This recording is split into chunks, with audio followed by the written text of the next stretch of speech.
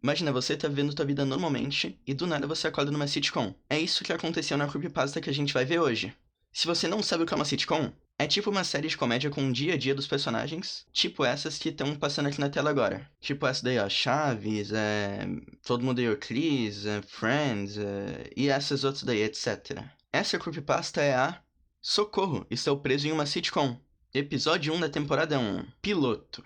Eu nunca entendi porque todo episódio 1 sempre é piloto, né? Será que vocês sabem? Mas bora ver. Pra começar, o nosso personagem vivia normalmente. Ele era uma pessoa normal e vivia uma vida normal. Mas a história começa em um cômodo vazio com uma televisão fora de ar. Nesse cômodo tá rolando uma música tema, na qual o personagem diz que se parece familiar pra ele, mas não consegue lembrar muito bem.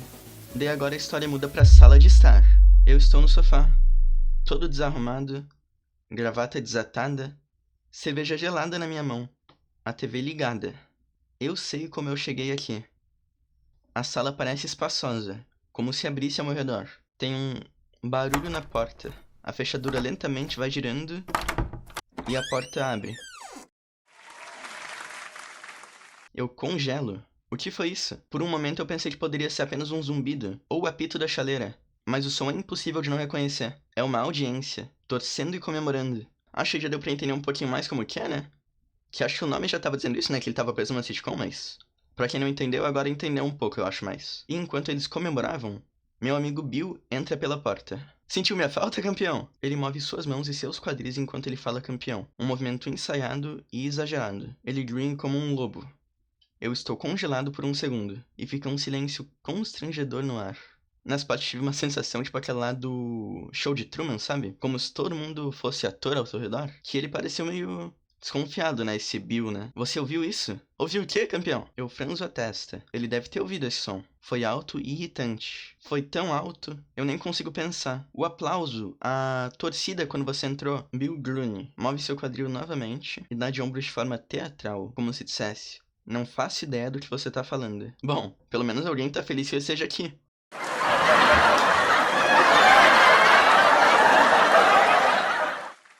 Enquanto ele fala isso, a sala se enche de risadas e gargalhadas. Risadas gravadas. Eu estremeço. Tento olhar ao meu redor para ver se acho a fonte desses sons. Mas não acho nada. O cômodo está vazio. Aí, de novo, som de risada. Bill pisca os olhos e vem em minha direção com um ar arrogante. Ei, você sabe que não é um crime admitir que eu sou engraçado, né? Sinto gotas de suor frio escorrendo pelas minhas costas. Minhas mãos se fecham em punhos. Você não consegue escutar isso? O estômago de Bill começa a fazer barulho. A única coisa que eu consigo escutar é que é a hora da cerveja.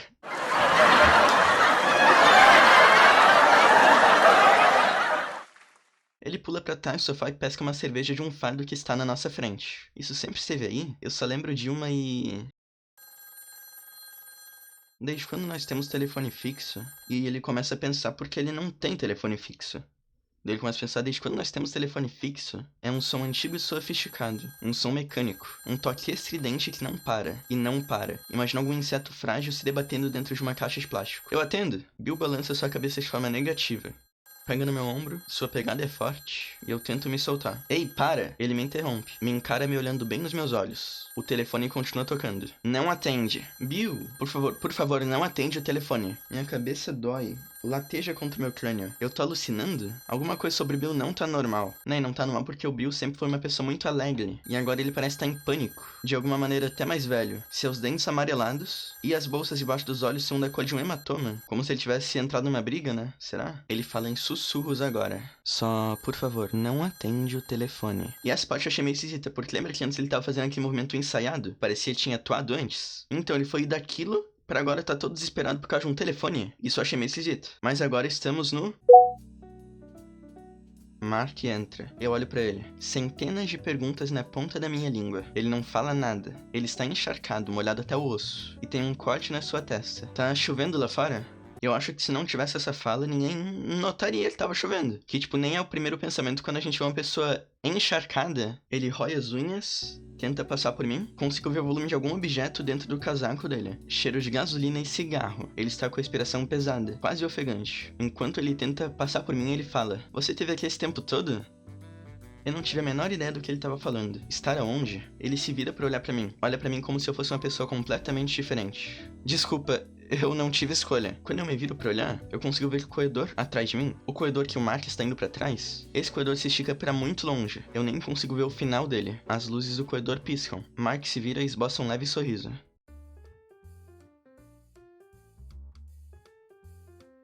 Não lembro como eu cheguei aqui. Um momento nós estávamos no meu apartamento, depois no corredor. Então, agora a gente já consegue entender um pouquinho mais. Lembra que lá no começo ele falava que ele lembrava como ele chegou no apartamento dele? Né, então agora que ele tá percebendo que tá numa sitcom, tipo, ele vai de um lado pro outro, teleportando parece. O copo de café está quente na minha mão, um coraçãozinho na espuma. Quando eu olho pro barista, vejo uma atraente mulher de 20 e poucos anos. Ela inclina a cabeça e sorri. Dentes brancos deslumbrantes, geometricamente perfeitos, como pequenos azulejos quadrados no chão de um banheiro, penso eu. Uma coisa que vocês vão perceber é que esse cara deve ter algum problema com o dente. Porque todas as vezes que ele vê essa barista, ele escreve o dente dela muito detalhadamente, que nem vocês viram agora. Imagina os amigos dele lá conversando com ele, ele encarando o dente da barista. Eu conheço ela? Bill está falando. E foi aí que eu me virei pra ela e disse: isso sim é que é dar uma mancada.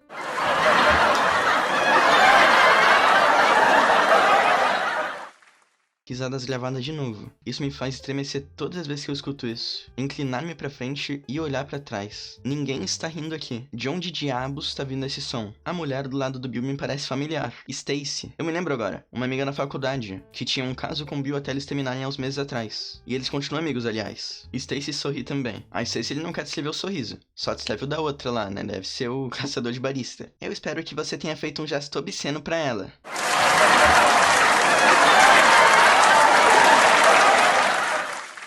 Eu estremeço novamente. Eu não consigo ver nenhuma audiência ou estúdio em nenhum lugar. Mas eu os imagino.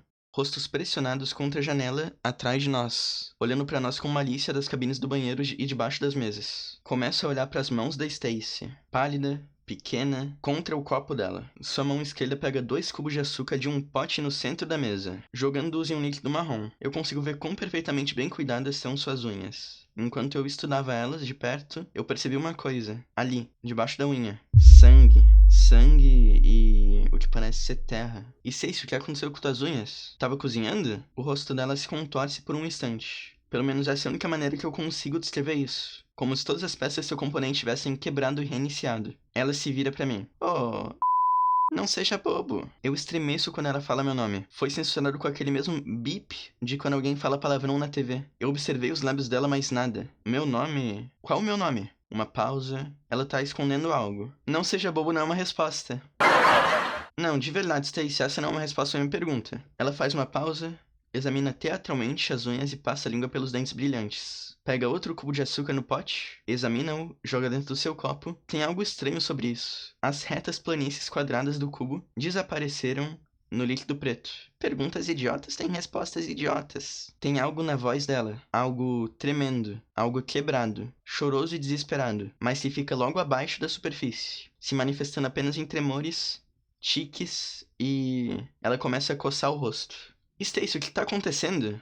Ela aparenta estar em pânico por um segundo.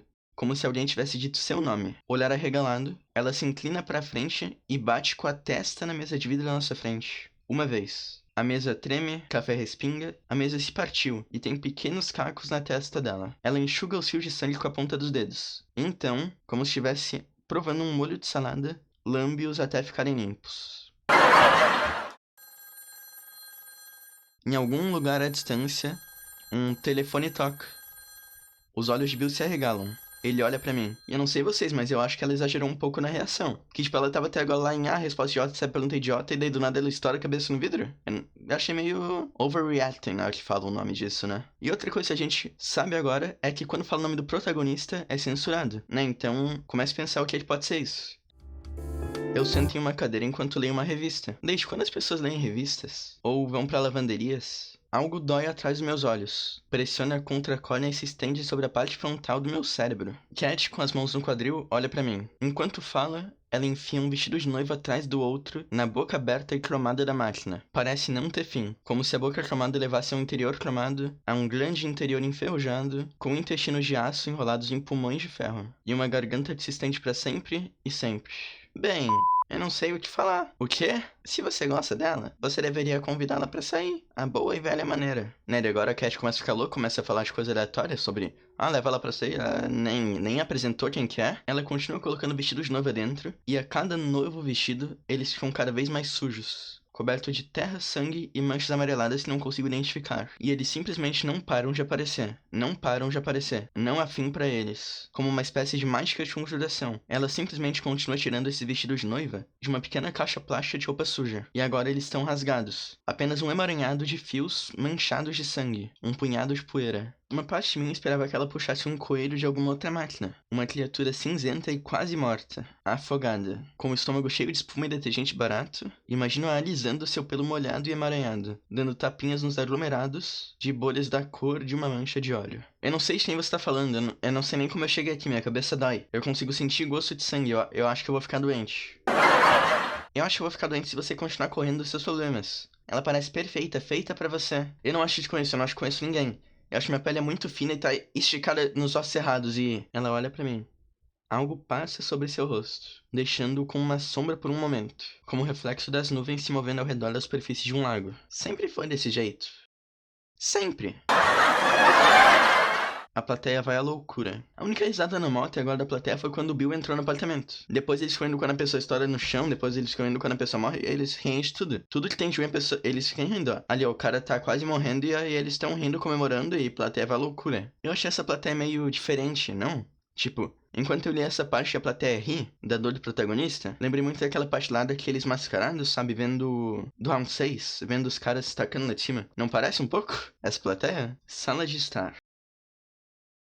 Minha cabeça dói, tô meio tonto. Eu tô sentado em um sofá. Eu me abaixo, agarro a bola de uma almofada com estampa de touro com as duas mãos e me seguro com força. Como se a qualquer momento ela pudesse me jogar pra fora. Como se fosse a única ligação que eu tenho com o mundo real. Um touro sintético. Imagina um grande anel de latão atravessando a ponte do meu nariz. Esse é o ruim dos homens, de verdade. Eles querem uma certa versão de você. Em um encontro, você tem que escolher qual versão é essa. Então vai lá e arrasa, garota. Se veste pra arrasar. Enquanto a Stacy tá falando isso daí, tipo, de se veste pra arrasar, esse tipo de coisa, eu vou falar por aqui pra não se TV tanto, porque eu não sei se o YouTube gosta disso, né, mas o nosso protagonista vê um corpo no banheiro, tá? Ele vê o corpo ali no banheiro, daí o corpo tá cheio de sangue e tá sem um dedo. Resolvi falar assim pra não se TV tanto, porque eu não sei se dá problema com o YouTube isso. O sangue dela escorre pelo chão, entre os azulejos brancos e perfeitamente quadrados. Meu estômago se revirando. Os olhos dela estão tão vazios, tão vidrados e ausentes. Eu quase consigo ver a luta, a brutalidade dos seus últimos momentos. A curta e desagradável violência que acabou com a vida dela. E foi isso que eu disse. Se você não vai usar a coleção da Prada dessa temporada, então é melhor não usar nada. Tem um corpo morto no banheiro. A pele pálida dela, drenada, e acho que iria uma textura cerosa, um brilho suave. Quer dizer, entra na onda. Namorar é um trabalhado pras mulheres. Você acha que eu faço compra sempre só pra ficar bonita pra mim? Eu acho que alguém foi assassinado e o corpo tá no banheiro e tá coberto de sangue.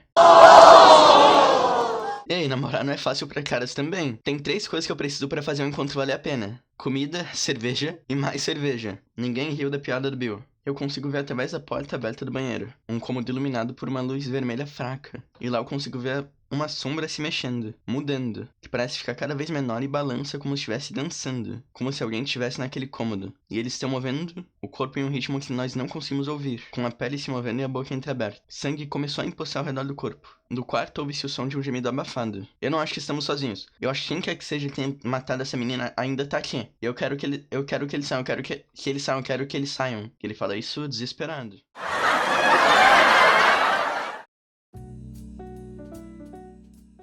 Mark me empurra na direção da porta. Ele está usando um casaco. Desculpa, não tinha te visto ali. Ele olha pela janela. Tá começando a chover. Onde você tá indo? Nenhum lugar importante. Ele se mexe de um lado pro outro, olhando pros lados. Não se preocupe com isso. Todas as vezes que esse Mark aparece, ele tá falando de chuva, né? A primeira ele tava encharcado e ele falou que tava chovendo lá fora. E agora ele fala de novo de chuva.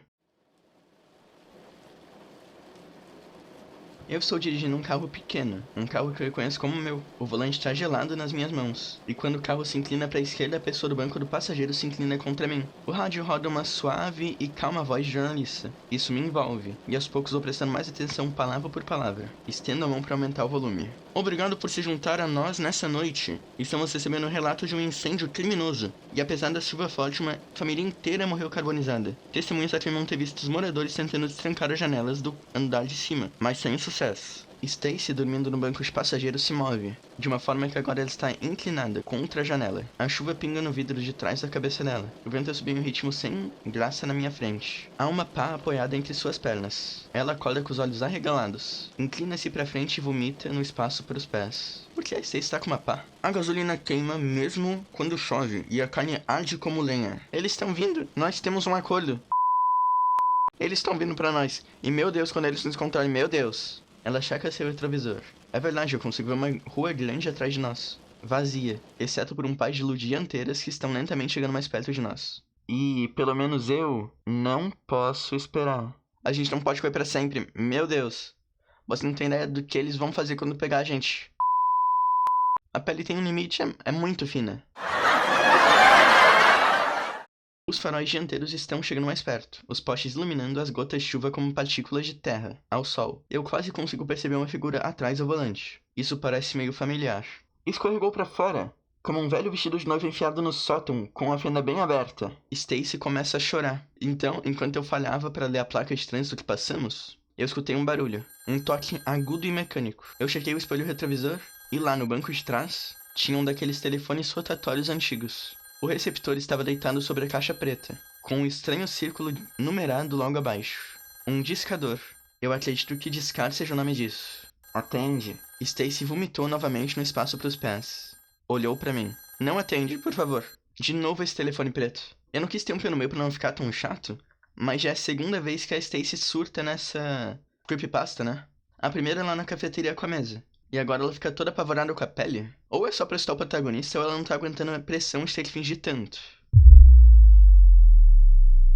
Você não lembra? Eu balanço minha cabeça.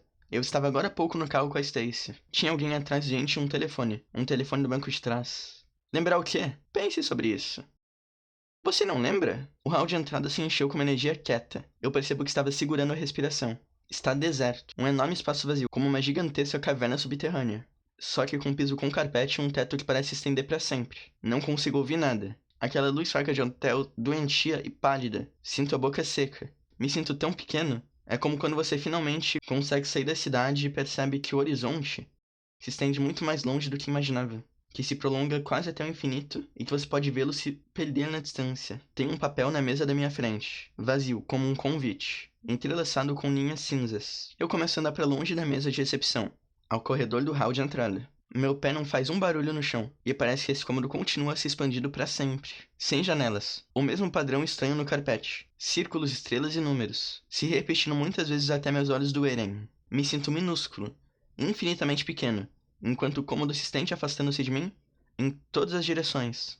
Está tão vazio que não consigo deixar de pensar que, se houvesse mais alguém aqui, alguém mais seguindo o mesmo caminho, talvez não fosse assim tão... Eu tô tentando muito lembrar, mas eu não sei o que eu consigo sentir meu rosto ser puxado em todos os tipos de direções possíveis. E só depois que eu percebo que eu tô chorando. Minha bochecha tá com lágrimas e eu tô respirando muito rápido. Em algum lugar atrás de mim, um sino de elevador toca.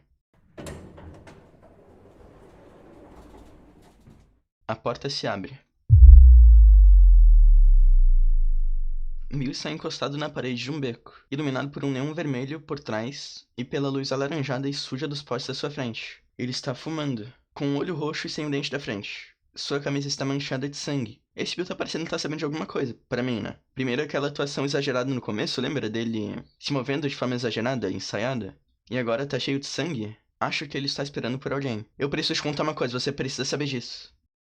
É importante. Eu levanto uma sobrancelha. O quê? Quando eles vierem, você não deve dar ouvidos. Eles não sabem de tudo. A história toda. Certo. Ele limpa o rosto. Isso mesmo, eles não sabem a história toda. Ele estende a palma da mão. E no centro há um pequeno buraco, com as bordas irregulares, úmido e vermelho. Lentamente ele leva ao rosto, até que eu consiga ver seu olho através dele. Começou a chover. Eu consigo ver você. Então, silêncio. Um silêncio tão profundo que quase não consigo ouvir um sussurro de palco. Eu quero me machucar. Eu não consigo dormir à noite. Eu continuo acordado e fico olhando pro teto. E sonho em me machucar. Isso me deixa enjoado e animado. Alguém passa, e Bill estremece. Uma mulher em uma camiseta preta apertada. Eu não consigo ver o rosto dela, mas me parece familiar. Eu já vi ela antes. Tem algum tipo de design na parte de trás da camiseta. Um pentagrama imprimido em vermelho. Cada ponta da estrela numerada. E essa estrela contém um círculo próprio. Um círculo numerado.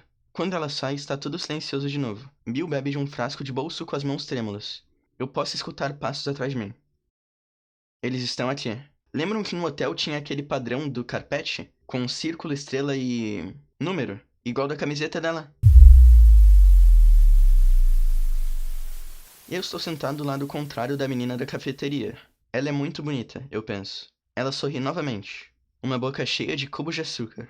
Ela fala que seu nome é Ida. De novo o nosso protagonista com essas conversas de sorriso, dente e boca. O cara não consegue se aguentar, tá? Gente morrendo, sangue em toda parte, mas ele mesmo assim fica encarando o sorriso da barista. Esse lugar é muito bom. Esse lugar é tão bom. Eu não sei onde eu tô, eu não sei como eu cheguei aqui, eu acho que algo muito, muito ruim tá acontecendo. Você faria qualquer coisa por mim, não faria?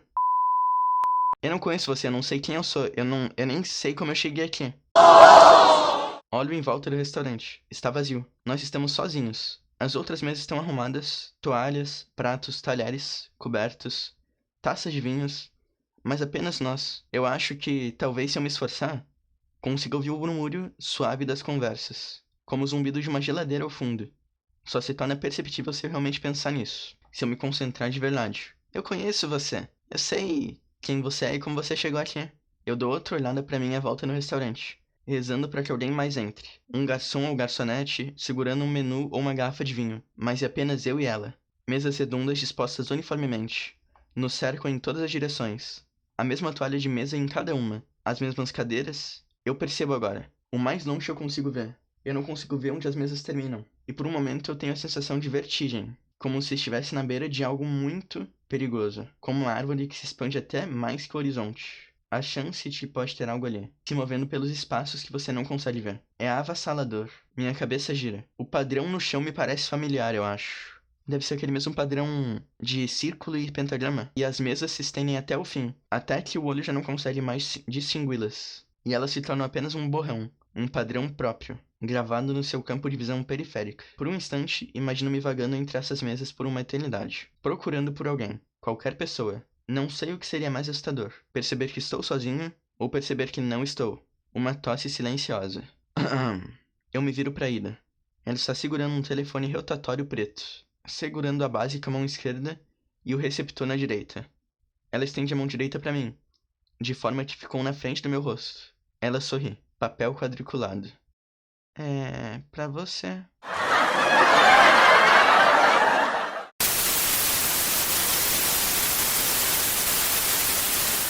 Essa é a história, gente. Eu não quis falar muito no meio desse finalzinho pra não atrapalhar na imersão. Mas pra finalizar a história com chave de ouro, ele tinha comentado o sorriso papel quadriculado dela. Mas agora, parando de se pegar nesse detalhe dos dentes, o final é aberto, como vocês puderam ver. Então cria a tua teoria de final e comenta aí no meu vídeo, que eu quero saber qual é a tua teoria. Mas a minha teoria, pessoal, é que eu acho que isso é como se fosse um show de Truman. Todo mundo ali, e se você parar no final, ele fala que o chão tem um padrão que ele conhece. Provavelmente seja várias estrelas também. E eu acho que no final esse telefone eu ia revelar que ele tá num show e ele ia sair ali, que nem no filme, né? Ou ia matar ele. Então minha teoria é essa, né? Eu não sei se é uma teoria boa, acho que não. Por isso eu quero que você comente aí a tua teoria. E se você for novo nesse canal, se inscreve e deixa o like, né? Então diz aí se você gostou desse tipo de vídeo, me dá ideia de vídeo aí. E é isso, espero vocês no próximo vídeo. Tchau!